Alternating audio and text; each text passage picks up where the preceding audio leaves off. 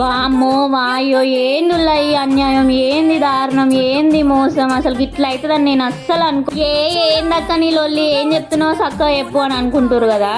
ఏం లేదు ఇగో ముందు మురిసినమ్మ పండుగరు కదా అని ఊకనే అన్నారు మన పెద్దోళ్ళు. గిందికే కావచ్చు బతుకమ్మ పండుగ అంటే మనం ఎన్ని ఆశలు పెట్టుకుంటాం. పొద్దుగాల నుంచి ఎగపోసి అన్ని పనులు చేసుకొని బతుకమ్మ వేసుకొని ఇక మంచిగా తయారై బతుకమ్మలు తీసుకొని వెళ్దాం అనే టైంకి తాకించుకున్నది ఈ వాన.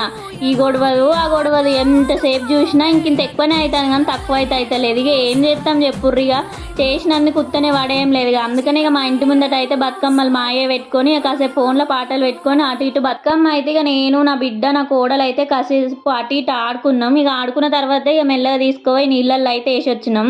మీకు కూడా ఇట్లనే అయిందా లేదంటే మీరు మంచిగా ఆడుకున్నారా? కమెంట్ సెక్షన్లో కమెంట్ చేయండి. మాకైతే ఇట్లా అయిందబ్బా. ఇంకా సద్దుల బతుకమ్మకి ఏం చేస్తుందో ఇక చూడాలి. సరే కానీ పోతా వీడియోకి ఒక లైక్ ఇవ్వండి, ఛానల్ని సబ్స్క్రైబ్ చేసుకోండి. బాయ్.